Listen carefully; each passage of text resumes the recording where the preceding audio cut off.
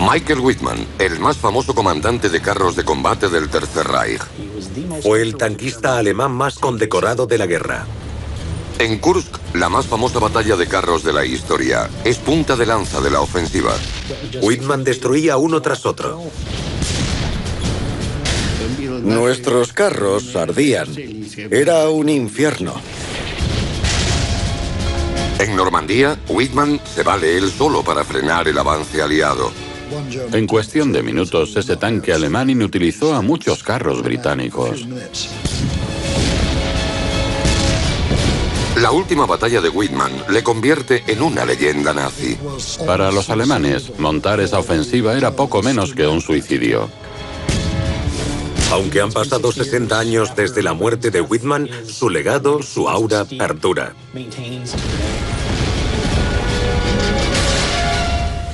Grandes batallas de tanques. Michael Wittmann, el héroe de los tanques.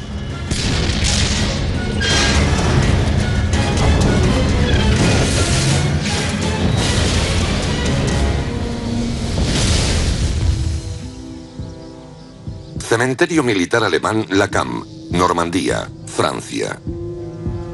21.000 tumbas homenajean la caída del ejército alemán en Normandía y la del infame Tercer Reich de Adolf Hitler. Y entre las hileras de tumbas sin adornos, la de un hombre que siempre tiene flores frescas. Su nombre, Michael Wittmann. Wittmann es considerado el mejor tanquista de la historia. Era el mejor. Mucha gente decía que era tranquilo y agradable, que no era el típico nazi. Los comandantes de tanques no eran condecorados personalmente por Hitler, pero tampoco destacaban por el número de objetivos abatidos como Wittmann. La mentalidad de Wittmann era agresiva, decidida y disciplinada. Condensaba el espíritu de las unidades Panzer en la Segunda Guerra Mundial en una sola persona. Wittmann murió aquí, en los campos de Normandía. Pero su leyenda comenzó en los campos de Baviera. Nacido en 1914 en una granja al sur de Nuremberg, Wittmann era un chico de campo que disfrutaba de la sana vida al aire libre. A los 19 años, Wittmann hace el servicio militar obligatorio, como la mayoría de jóvenes en la Alemania de Adolf Hitler. En 1937, cuando termina el servicio, Michael Wittmann, con 23 años, se presenta voluntario para la guardia personal de Hitler, el Leibstandarte SS Adolf Hitler. Era una unidad de élite. Desfilaban, tenían una férrea disciplina. Eran elegidos minuciosamente. Debían cumplir con ciertos requisitos de complexión y estatura, dar una imagen. Wittmann, además de presentarse voluntario, parece implicado doctrinalmente en la política de la unidad. Juro ante ti, Adolf Hitler, como Führer y canciller del Reich, lealtad y valentía. Juro ante él, obediencia hasta la muerte. Ser de la Guardia de Honor era un atractivo para alguien con apenas 20 años. Con esos uniformes negros, imponente aspecto y ese aura de élite. Michael Wittmann expresa absoluta lealtad a Adolf Hitler y a su política de persecución a los judíos, como también al plan de expansión y conquista del Tercer Reich. Pero en septiembre de 1939, Hitler invade Polonia, desatando la Segunda Guerra Mundial. Para Wittmann y esa generación de jóvenes nazis, los desfiles se acaban y comienza la batalla. Por sus habilidades al volante le asignan un vehículo de reconocimiento. A principios del verano de 1941, los nazis dominan Europa. Pero la obsesión de Adolf Hitler está al este, el Imperio Soviético, grandes territorios por someter y colonizar. 22 de junio de 1941, Hitler invade la Unión Soviética. Código: Operación Barbarroja. 3 millones de soldados alemanes encabezados por 3.600 carros entran de lleno en la Unión Soviética. Los soviéticos se movilizan contra los alemanes. 2.900.000 hombres y 20.000 tanques. A pesar de la superioridad numérica, los soviéticos pronto son doblegados por la rapidez y la agilidad de los panzers alemanes. La unidad de reconocimiento de Michael Wittmann se apresura para llegar a la frontera soviética con parte de la división acorazada Leibstandarte. La división acorazada de Hitler era vital por ser punta de lanza en el avance. La mentalidad del grupo era siempre hacia adelante. Wittmann y la Leibstandarte forman parte ahora de las célebres Waffen-SS. Las Waffen-SS tenían divisiones especiales como la Leibstandarte, que mantuvo su estatus elitista incluso durante la guerra. Los Panzers cruzan cientos de kilómetros a través de las defensas rusas, haciendo millones de prisioneros. Las Waffen-SS tenían fama de cometer atrocidades en el frente oriental. Más de 3 millones serán fusilados o morirán de hambre. 3 semanas después de la invasión, la Leibstandarte cerca la capital de Ucrania, Kiev. Al frente, la unidad de reconocimiento del sargento Michael Wittmann. 12 de julio de 1941. Los Panzers avanzan por un paraje rocoso y boscoso. Próximos a la ciudad de Jitomir, a 200 kilómetros al suroeste de Kiev, los soviéticos contraatacan. Docenas de carros T-34 soviéticos se abalanzan sobre la Leibstandarte. Los T-34 suponen un revés para los alemanes. Con un peso de 26 toneladas, los T-34 tienen un casco inclinado para desviar proyectiles.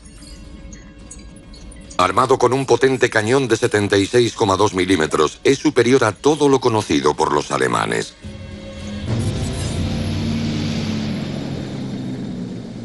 Las órdenes de Wittmann son reconocer las fuerzas enemigas en un Sturmgeschütz 3 o Stug.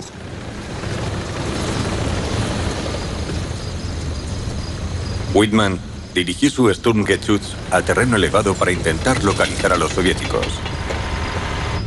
Divisó 2 grupos de carros rusos T-34, 6 por el noroeste y otros 12 por el este. Eran 18 T-34 contra el vehículo acorazado de Wittmann. No era rival. Wittmann tenía que actuar deprisa para equilibrar la contienda. Ordenó al conductor que moviera el Sturmgeschütz del terreno elevado. Wittmann tenía órdenes de no entrar en combate con los carros enemigos, ya que los T-34 eran muy superiores a su Sturmgeschütz 3. El Sturmgeschütz está diseñado inicialmente para labores de apoyo a la infantería, no para combatir con otros carros directamente. Fabricado a partir del chasis del Panzer III, el Stug es un modelo anticarro, lo que significa que el conductor tiene que girar todo el vehículo para apuntar su cañón de 75 milímetros.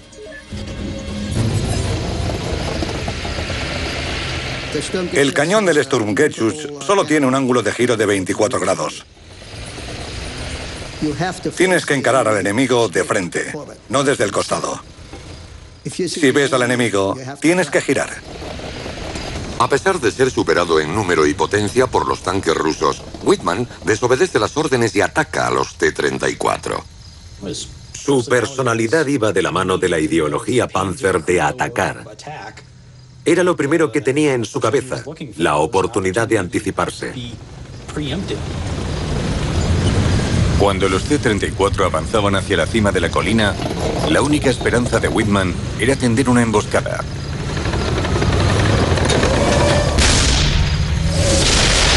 Fue un impacto directo. Un segundo T-34 asomó por la colina. Salió ardiendo. Un tercer T-34 disparó al Sturmgeschütz de Wittmann. Los T-34 no eran tan certeros como los nuestros. O eso creíamos. Más carros rusos seguían avanzando. Eran demasiados. Wittmann se puso a cubierto. utilizó el bajo perfil de su carro para ocultarse en un pequeño bosque. Me gustaba el Sturmgeschütz por su baja altura, lo que me daba sensación de seguridad. Pero al enfrentarse a tantos T-34, no había sitio donde esconderse.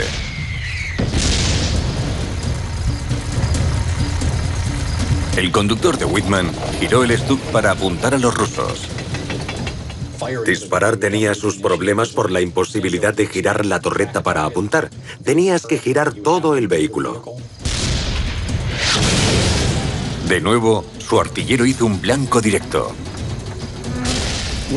El único punto débil del T-34 era la parte entre la torreta y el chasis, justo en ese hueco. Otro T-34 intentó alcanzar el fino blindaje del Sturmgeschütz. Whitman tuvo que girar rápidamente y disparar antes de que lo hicieran los rusos. Si puedes, dispara a la oruga. Si alcanzas la oruga, da por seguro que empezará a girar en círculos. Gracias a su movilidad, Whitman empezó a igualar la contienda. Después, atacaron 3 carros enemigos. Whitman abrió fuego. Solo uno de los carros soviéticos logró escapar. 6 de los formidables T-34 fueron destruidos en pocos minutos.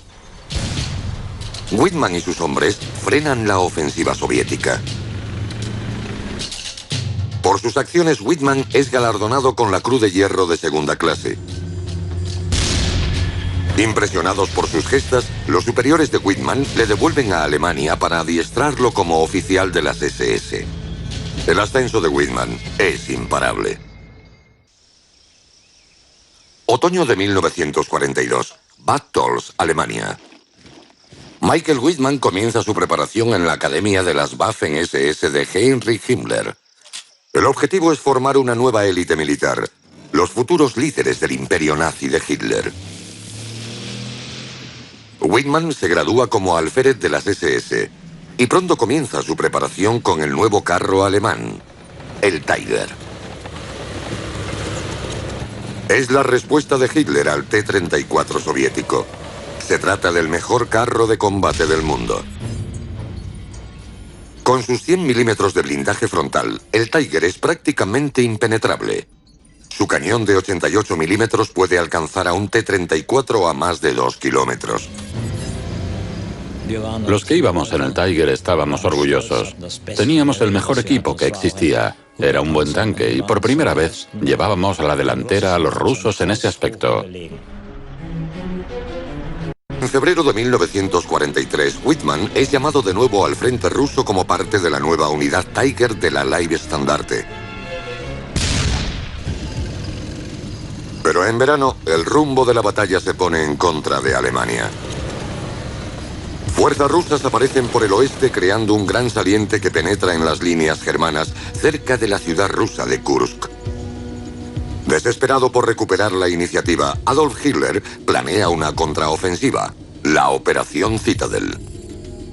Será un ataque combinado desde el norte y el sur para cortar el saliente, dejando aislados y atrapados a 500.000 de soldados soviéticos. Para la ofensiva de Citadel, los alemanes tienen dispuestos 780.000 hombres y 2.500 carros. Los soviéticos despliegan casi 2 millones de hombres y más de 5.000 tanques para hacer frente a los alemanes. La Leibstandarte estará en la vanguardia del Frente Sur. Con ellos, Michael Whitman será la punta de lanza, comandando una sección de 5 carros Tiger. La víspera de la batalla, el comandante Whitman lee un mensaje de Adolf Hitler a las tropas.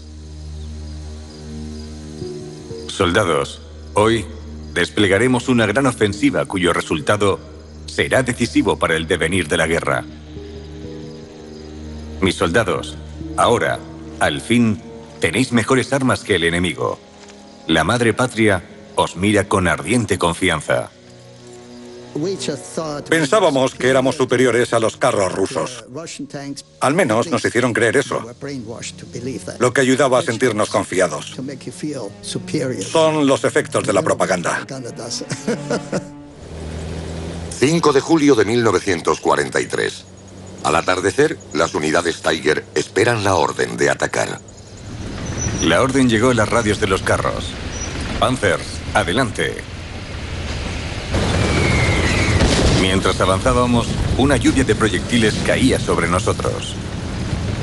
Los rusos habían preparado líneas y líneas de defensa con T-34 atrincherados.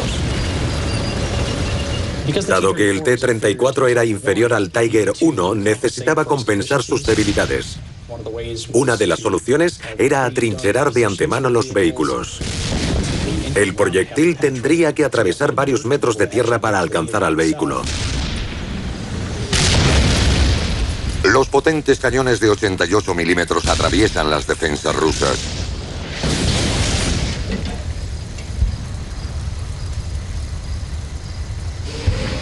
Los proyectiles rusos rebotan en el blindaje de los Tiger.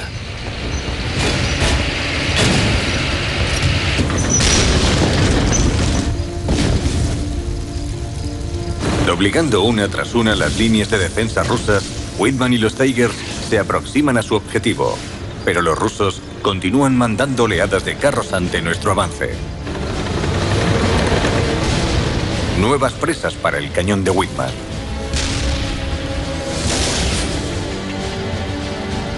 El carro de Whitman continúa avanzando, disparando mientras gira, destruyendo T-34 uno tras otro.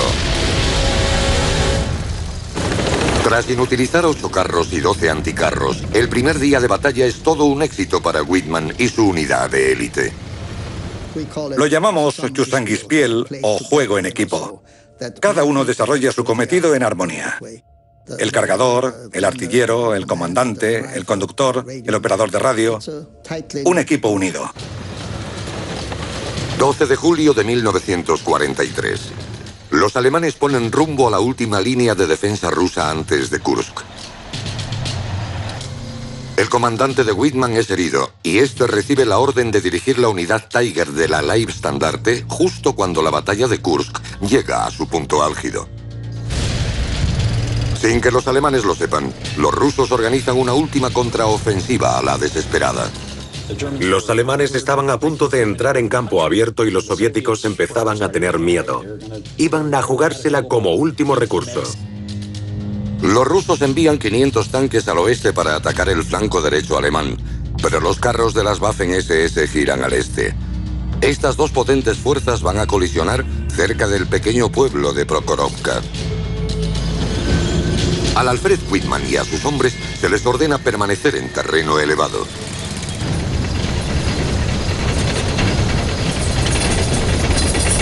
En la distancia, iba creciendo lo que parecía una nube de polvo. De repente, cientos de carros soviéticos aparecieron en la cima de la colina, avanzando hacia Whitman. Estábamos conmocionados. Los soviéticos no estaban a la defensiva, estaban atacando. A 1.600 metros de Whitman, más de 100 carros soviéticos marchan hacia él, sobre el ondulante terreno de la estepa. Había alguna colina, pero casi todo era campo abierto. Apuntando bien, un Tiger podía combatir a gran distancia. Un buen disparo de un Tiger puede destrozar un T-34 a una distancia de 2 kilómetros. Los carros rusos tienen que acercarse mucho más para que sus cañones tengan algún efecto sobre los Tiger. Imagina una gran línea de nuestros tanques y en el otro lado los T-34. Los T-34 se dirigían hacia nosotros intentando cerrar el hueco entre ambos. Los teníamos en el punto de mira, ahora a solo 800 metros. Los Tiger abrieron fuego.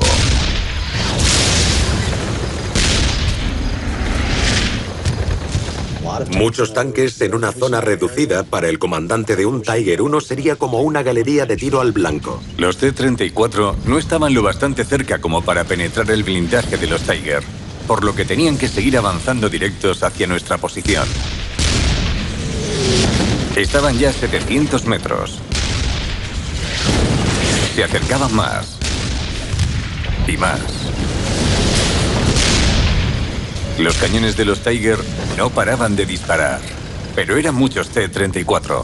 No podían frenarlos.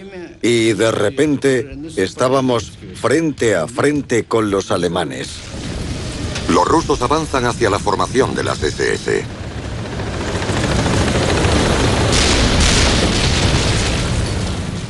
Eran dos fuerzas tremendas en colisión. De cerca, los carros alemanes son vulnerables. Los Tiger de Whitman entran en acción.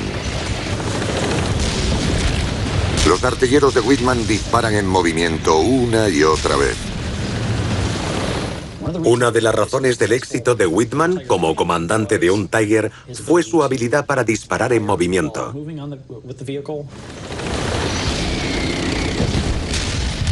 De esa forma no solo podían apuntar, sino que podían disparar más rápido. No era lo normal. Las ordenanzas alemanas recalcaban que los carros no dispararan en movimiento. Era un desperdicio de munición. Pero Whitman y sus hombres dominan esa técnica y le sacan provecho. Bajo el punto de vista de Whitman, Prokhorovka debió ser caótico. El hecho de disparar de cerca... El carro de Whitman es alcanzado 2 veces. Pero sigue combatiendo. Era una carnicería para todos. Tanque contra tanque.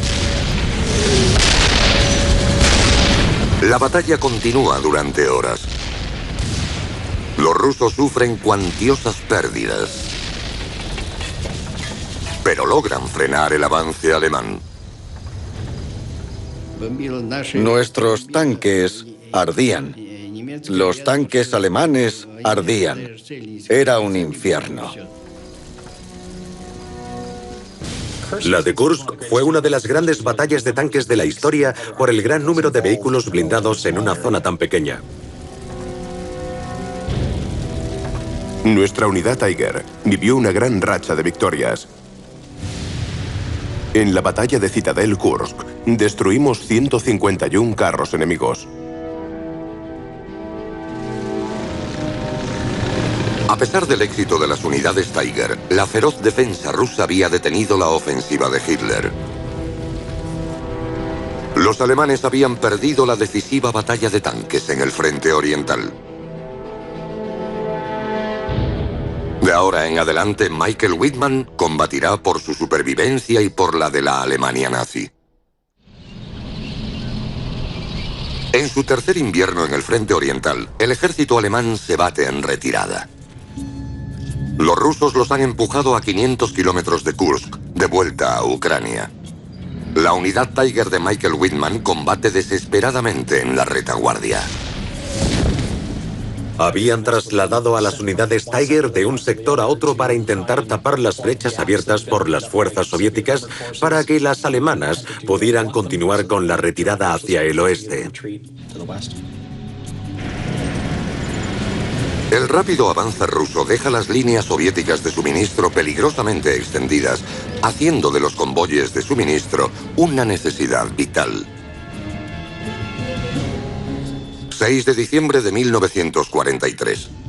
Whitman y su unidad, ahora asignada al 101 Batallón Panzer SS, está a punto de atacar un convoy de suministros soviético cerca de la ciudad de Brusilov. Pero entre el convoy y los Tiger se colocan baterías de vehículos anticarros rusos.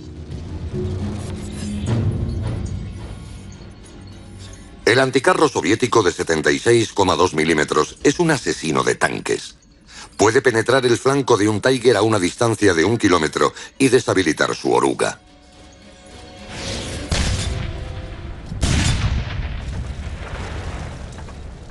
Para destruir las baterías anticarros, la táctica de Whitman es muy arriesgada. Utilizar su propio vehículo y a sí mismo como cebo. Whitman se situó en un punto elevado. Estaba provocando a los rusos para que le dispararan.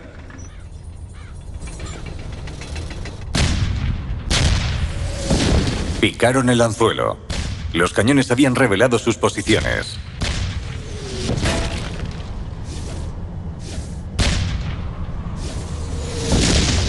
Bajo fuego intenso, Whitman se retira rápidamente. Nuestros Tiger corrieron a posicionarse en los puntos muertos de los anticarros, atacándolos antes que los rusos pudieran girarlos.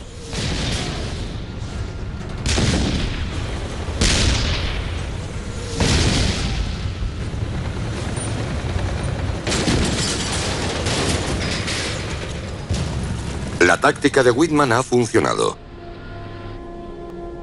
Las baterías anticarros son chatarra humeante. Pero su Tiger revela lo arriesgado de su jugada. Contamos un total de 28 impactos en el Tiger.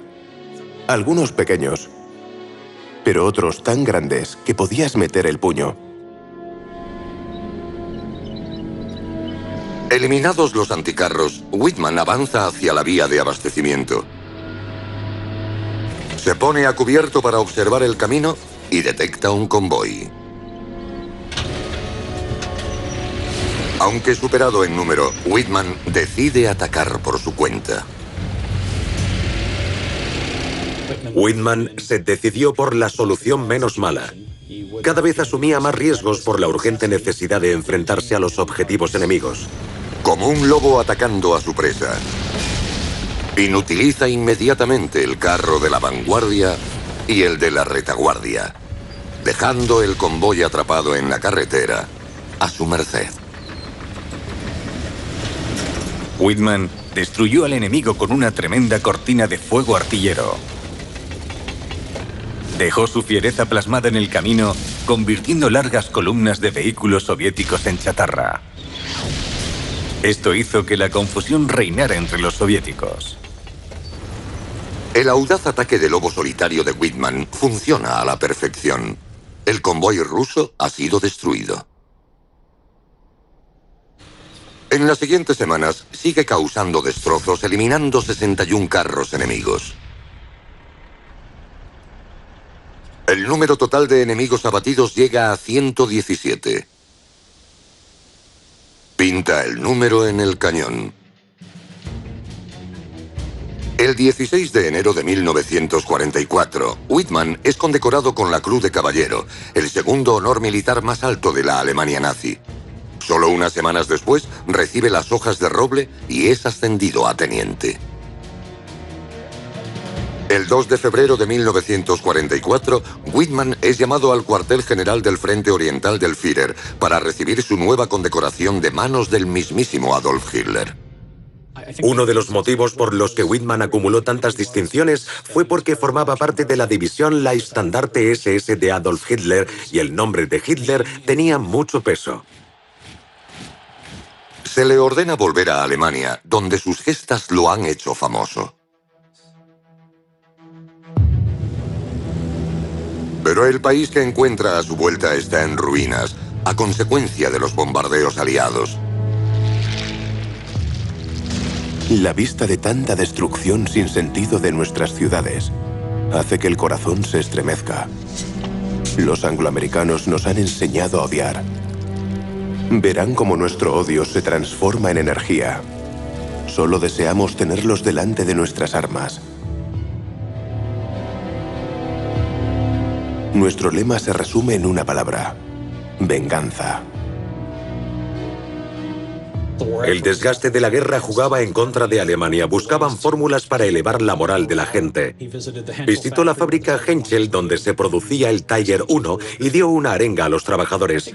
Creo que Whitman fue usado como propaganda por el partido nazi, pero él también estaba de acuerdo. Era otra forma de contribuir a la guerra. El Reich lo hizo un personaje célebre a propósito. Durante su gira triunfal por Alemania, Whitman se casa con Hildegard Burmester, de 19 años. La pareja recibe un regalo de bodas muy especial, el libro de Adolf Hitler, Mein Kampf. Hitler asistió a la boda de Whitman. Un as de los tanques en Alemania. Era una celebridad. Antes de planear la luna de miel para su joven esposa, Whitman recibe nuevo destino. Su mujer le acompaña, junto con su batallón Tiger, al castillo Elbeuf, en Normandía, Francia. Michael Whitman pronto tendrá la oportunidad de vengarse de los enemigos de Alemania. El 6 de junio de 1944, las tropas aliadas desembarcan en Normandía. Hitler ordena a sus tropas Panzer retrasar a los aliados hacia el mar. La cabeza de playa aliada está a 200 kilómetros de distancia de Whitman y sus Tigers. Whitman comenzó el 6 de junio con 45 Tigers, lo que es todo un cumplido para el 101 batallón de las SS. Pero tardó 5 angustiosos días en llegar con su segunda compañía al campo de batalla de Normandía, después de que los imparables bombardeos aliados diezmaran sus fuerzas. Una semana después, solo estaban operativos 6 vehículos. Whitman y el 101 batallón Panzer de las SS son ubicados en el frente izquierdo, el más determinante para enfrentarse a los británicos y a los canadienses. Los alemanes concentraron sus divisiones blindadas alrededor del sector británico y canadiense porque si dicho sector caía, dejaría libre la ruta más rápida hacia Alemania. Por eso debían resistir con sus mejores unidades. Los aliados se preparan para romper la cabeza de playa. Su plan es mandar a la 7ª División Blindada Británica hacia la estratégica ciudad de Caen a través de la ciudad de Villers-Bocage. 13 de junio de 1944. Refugiándose del bombardeo aliado, Whitman posiciona a los Tiger que le quedan en la espesura de árboles cercana a Villers-Bocage. La 22 Brigada Acorazada Británica avanzaba por la ciudad.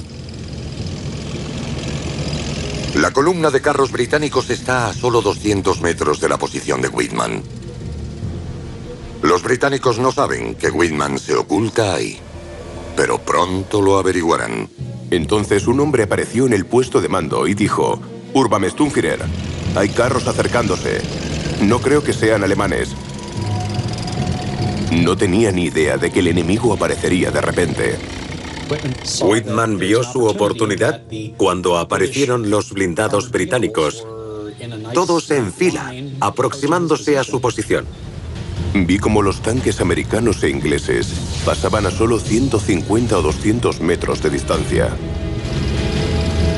Nunca me había impresionado tanto la potencia enemiga como entonces.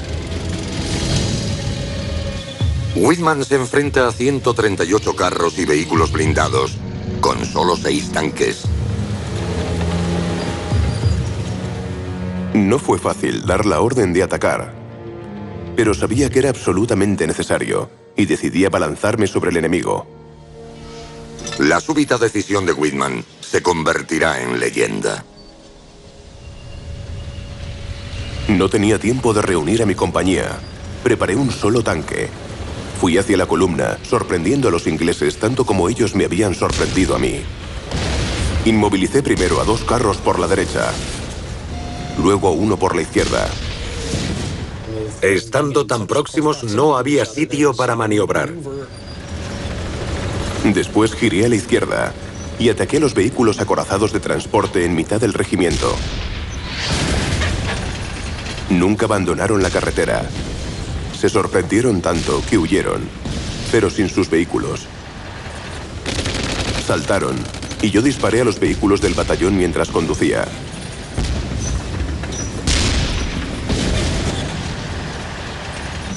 Fui hacia la retaguardia de la columna, destruyendo cada carro que se aproximaba. La confusión se apoderaba del enemigo. Pude destruir carros de combate, así como transportes acorazados. Luego me dirigí hacia la ciudad de Villers-Bocage. La ciudad ya ha sido tomada por soldados británicos.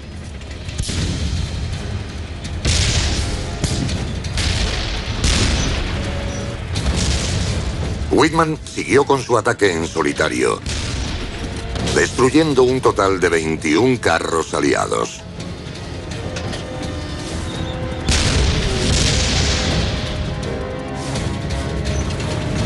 Llegué aproximadamente al centro de la ciudad, donde fui alcanzado por un anticarro. Mi vehículo estaba inutilizado. Seguí disparando y destruí todo lo que estaba a mi alcance.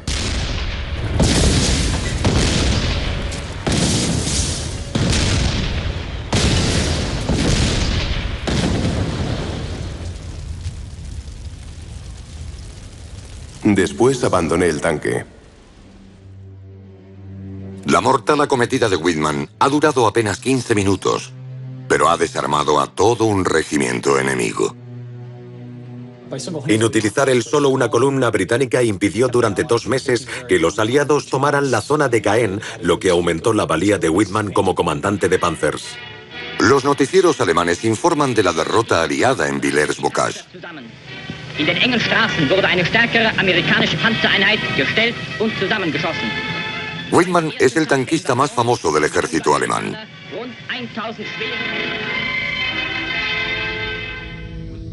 Pero al día siguiente el estrés de la batalla se refleja en su rostro. Whitman es felicitado por su éxito por el comandante del primer regimiento de Panzer SS, Sepp Dietrich, quien le recomienda para otra distinción. En julio, Whitman es de nuevo condecorado personalmente por Hitler, añadiendo esta vez 2 espadas a su cruz de caballero con hojas de roble. Whitman fue el tanquista más condecorado, no solo por su experiencia en el campo de batalla, sino también por el valor propagandístico que giraba en torno a su figura.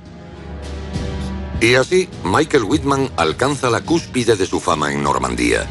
Y es en Normandía donde su destino y su mito quedarán sellados. 8 de agosto de 1944, 2 meses después de Villers-Bocage. Michael Whitman ya es capitán, jefe de su propio batallón. Y mientras la carrera militar de Whitman asciende, el ejército de Hitler en Normandía está abocado a la destrucción. Los aliados lanzan un golpe definitivo, la Operación Totalise. Blindados canadienses y británicos barren 14 kilómetros de líneas alemanas por la carretera de Caen-Falaise y se dirigen al pueblo de Sinto. Mientras 300 carros aliados se abalanzan sobre Sinto, la 12 División Panzer SS tiene órdenes de frenar su avance. Acompañando a los restos de la diezmada división, el capitán Michael Whitman encabeza un pequeño grupo de Tigers. El jefe de la división, el coronel Kurt Meyer, ordena una contraofensiva inmediata. Los Tiger de Whitman estaban listos tras el cerco de protección al este de Sinto. Teníamos que arriesgarnos a atacar para ganar tiempo. Era poco menos que un suicidio para los alemanes. Pero así hacían las cosas. Si eran alcanzados, contraatacaban inmediatamente. Whitman se queda en reserva, aunque insiste en liderar el ataque. Le di la mano a Michael Whitman. Michael se reía como un niño cuando se subió a su Tiger. Kurt Meyer sabe que la situación es desesperada. Michael me dijo, debo participar en el ataque. Los demás oficiales apenas pueden hacerles frente. Michael Whitman se dispone a entrar en combate, con solo 8 carros alemanes marchando contra 300 carros aliados. No creo que Whitman fuera un fatalista, ni que pensara en morir y quizás ese era el mejor sitio para hacerlo. Whitman y probablemente sus hombres no pensaban tanto en su propia seguridad como en el valor global de su esfuerzo en la guerra. Lo que Whitman no sabe es que un peligro oculto le acecha a ambos lados de la carretera de Caen-Falaise. Carros británicos de la Northamptonshire Yeomanry están apostados en los bosques de su derecha. Los canadienses de la Sherbrooke Fusiliers se esconden tras la pared de su izquierda. Íbamos conduciendo, Michael por la derecha y yo por el lado izquierdo. A unos 800 metros a la derecha de Michael, había un bosquecillo sospechoso. Los tanques británicos, ocultos en el bosque, observan a Whitman. Eran cuatro Tigers que venían por nuestro lado de la carretera. Los canadienses de los Sherbrooks estaban, tal como yo los veía, bastante más cerca, pero al otro lado de la carretera. Los carros canadienses se esconden de Whitman tras un gran muro. Nos escondimos tras un muro de ladrillos. Estábamos razonablemente a cubierto. Tiramos el muro lo suficiente para sacar el cañón y moverlo con soltura. A la derecha, podía ver los primeros carros alemanes saliendo de Sinto. Recuerdo cómo la radio empezó a transmitir: "Los veo, los veo". Esos 3 Tiger estaban enfrente de nosotros a unos 1100 metros de distancia. Mi comandante dijo: "Esperad hasta que estén a 700 metros". Condujimos 1 kilómetro o 1,5 kilómetros. Empecé a ponerme nervioso. Los aliados no solo contaban con el elemento sorpresa, también con un nuevo tanque, el Sherman Firefly. El Firefly, equipado con un potente cañón de 76,2 milímetros, puede penetrar acero de 130 milímetros, suficiente para hacer añicos el blindaje de un Tiger.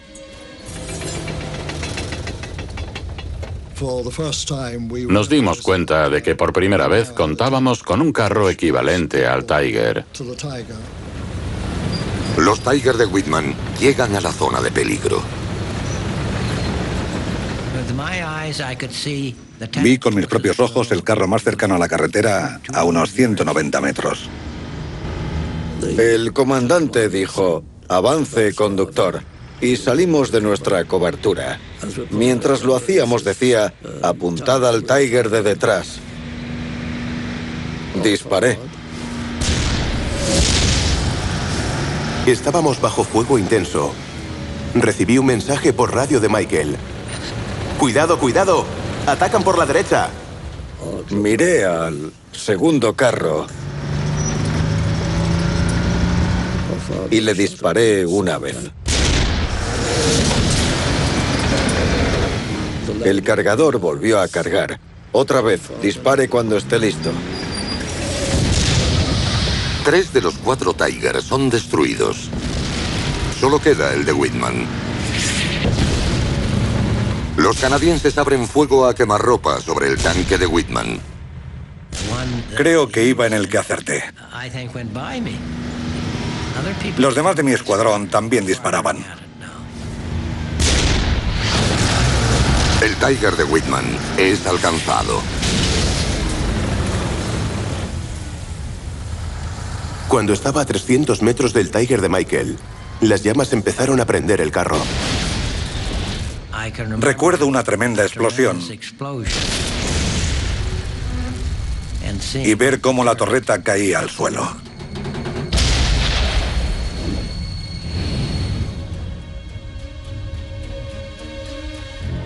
...8 de agosto de 1944... Michael Whitman había librado su última batalla.